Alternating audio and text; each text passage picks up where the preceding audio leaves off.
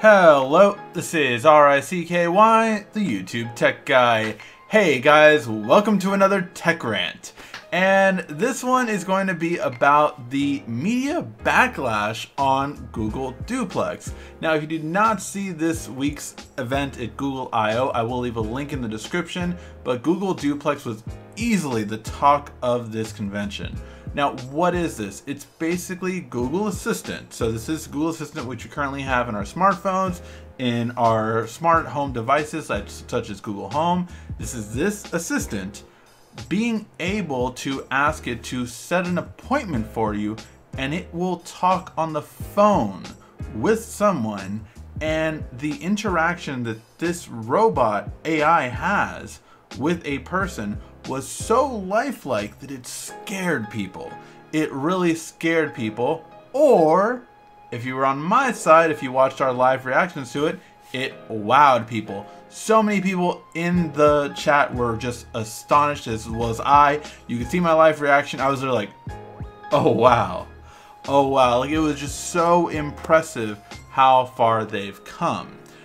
But let's rewind a bit. So why are people so afraid of it?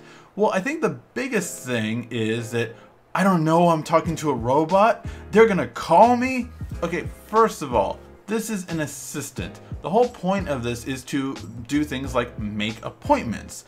This is Google doing it.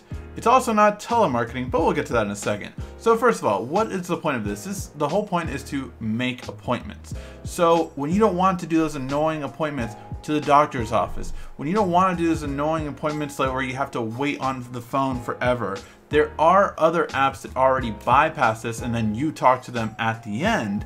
But the whole idea is that this can actually make the entire appointment on its own. I know I love this for restaurant reservations and things like that. Like, I don't see anything wrong with it. But here's the more important part. I just really don't like that people aren't really doing their research on this more so. So first of all, the big issue with it is, well, I want to know if I'm talking to a robot. Okay, Google said since the beginning that they will actually let you know. In the demo, they did not let you know. So that is fair. In the demo, they did not let the person know. Why? Because it's Google's people only doing this right now and only testing it right now. When it becomes public, yes, they will let the other person know that it is a robot. Well, then why make it so lifelike and why make it so natural speaking? Well, that's because it's actually to hide the fact that it has to process everything. Those ums and ah and oh, like those things that the robot is doing, that the AI is doing, is actually just because it is loading. This is a lot of software that it's taking to take in the information and then do that. But these little mannerisms actually make it seem like it's, oh no, God, it's so fast, it's so fast paced, but that's actually an illusion to it. Well, why do they do that if they're gonna say it's real? Why do they need to do that? Well, again, one, it hides the fact that it's actually processing everything. And two, because it just makes us feel more comfortable. As humans, we like to feel like, oh, I can actually talk to this, and I can actually, oh, that's kind of cool. Wow, that's really crazy, or something like that. These kind of things make us feel comfortable. It's basically, it eases you. If you're hearing a robot talk like this, and then continue, that doesn't sound right. It doesn't, like, oh God, it's annoying. But it puts you at like, oh, okay, this thing just gets it. So yes, it's gonna be for this time. Is that okay? No? Okay, this name. It just understands more easily. And I think that's a really good ability to be able to do. Now, the third thing I really want to go over is this was a demo. And if you remember last Google I/O, we got a really great demo that didn't pan out that well. The Google Pixel Buds. The Pixel Buds had an amazing translation demo up on stage. Everyone was wowed. It was the talk of the conference, just like this was. When it came out, what did we get? Nowhere near the level that was shown at there and what we thought it could be. Not to mention that if you really take a look back at the conversation, there were some definite tells that it was an AI and it was not a real person in the way that it presented certain verbiage, the way it heightened certain things. Like, wait, no, that sounded like you said that before, but now you're talking differently. There were things that threw it off. But now, the big thing that I have to address is the whole, oh my God, what if telemarketers get a hold of this? What if telemarketers get a hold of this? And honestly, if you think that telemarketers are going to get a hold of this technology, again, I think more research needs to be done for it before you just assume this and are afraid of this. One, telemarketers have had the worst time this year ever because more and more smartphones in the US are getting on board with this scam likely thing, and on any Android, on iOS, you can actually see it say scam likely, and if it is a scammer that calls you, you can immediately report them, and it tells all of the carriers, hey, this is a scam number, display it as scam likely when this person calls again. So that is really great. The fact that how this is going about, and now it's a couple of strikes, but still the fact that, you know, these people are calling multiple times a day, that number is blocked within a day, so they have to keep getting new numbers. So it's getting harder and harder. As a person that, believe me, because of different conventions I go to and all of these different things, I get so many scam calls on a daily basis, but they always say scam likely. And the few times, maybe once a week, when I get a non-scam likely call that is a scam, I can report it and it's a lot better. So this has actually been getting harder and harder for telemarketers, for someone that gets a lot of telemarketing done to them. Now here's the other thing. A telemarketing company does not have the money to, one, mimic this software in any way, shape, or form because of two things. One, the money that would be invested to have the servers and the processing power of Google. You realize Google just came out with this, right? You do realize that Google came out with this, that it will be a long time before another company like a telemarketing company, which makes nowhere near the kind of money that Google does, could invest in having these kind of servers with their new hardware. They just came out with the 3.0 version that they now believe this software could be supported because of this new version. It's just, it's really like telemarketing companies do not have the money to fund it and do not have the money to keep up with it, and they just do not have it. All of the ones that do call right now are very robotic, and it's because to sound natural speaking like this, to really do it that naturally, is a mess up. And I feel that so many people are just getting paranoid and fear-mongering this whole thing. And I really do have to say fear-mongering, because if you're really that paranoid about it, I mean, look, this is to do appointments. It's not, you're thinking about it like, oh, well, but yeah, that's right now, but what about later, and what about later?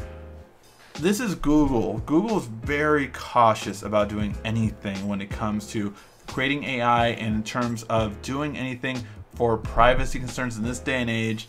It's just not going to happen where they're just going to jump in like, oh, well, now anyone can use this. We're opening the API. Anyone has access to it. No, it really is a more limited functionality. But, you know, if you wanted to say order a pizza or do something like that, then yeah, I am not concerned with a person who I was in customer service for many years. I am not concerned with a customer service representative not really knowing if it's an AI to be, first of all. But since Google will tell them it's an AI anyway, then what do they care? It's an easy conversation.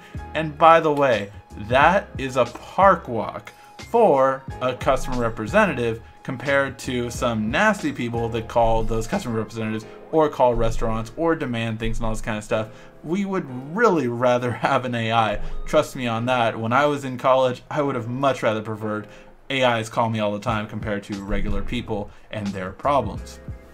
So all in all, I think for appointments, for taking in calls and things like that, it's fine. Where we see it ends up, that is interesting, but it really is something that you don't have to be concerned about on the telemarketing side. It's just like, it's not, companies like that do not have the money to do anything near this. The companies you are afraid of do not have access to this technology. They don't. And I don't see a world in where Google would do something like that, even if they paid them millions or anything like that, just because it would clog up their servers, and it's not something that would make them money the way they can make money. What good is it if even they offered millions of dollars if Google makes billions? It really is such a minute thing that people need to really step back and assess this more before just jumping on all the wrong possibilities. I think that this already has been talked about in Google meetings so many times, and yes, it'll be brought up again. It'll be like, okay, what safeguards do we have and everything, but you really have to realize what the purpose of this is. It's not like this AI can do everything. It is programmed with a specific thing. I want you to do A, B, and C at this time. I want you to do A at B time at C place. That's what I want.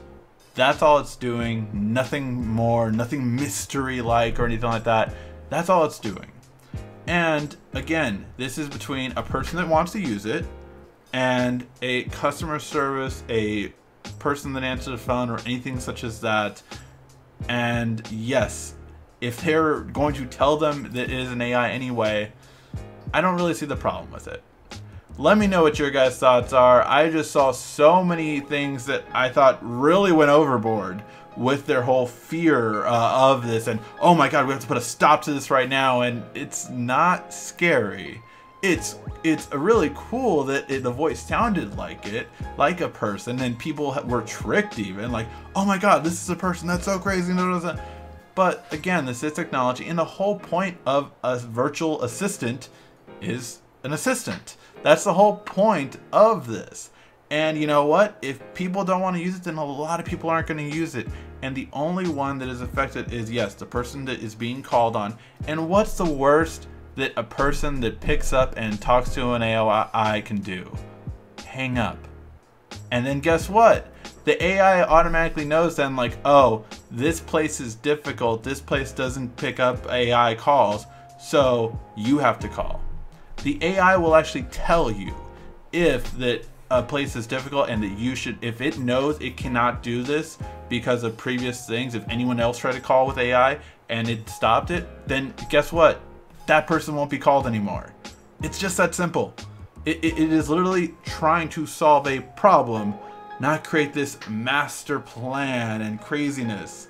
That's just my take. It was a little bit longer of a rant, but I really want people to understand what this is, because people blew it way out of proportion. And again, let me know what you guys think in the comment section. I just had to get this video out. We'll get my Android P because I did install it on my Google Pixel XL 2. I'll do my pros and cons of the new features. I like them, I hate them, lots of things going on. Alright guys, thank you so much for watching. This has been RICKY, the YouTube Tech Guy. Thank you for watching our video. If you liked it, why don't you go ahead and subscribe up there. Make sure you follow us on social media right here. And of course, check out our latest video up there. And right down here, you're going to find the perfect video for you. Or at least that's what YouTube tells me. Thanks again.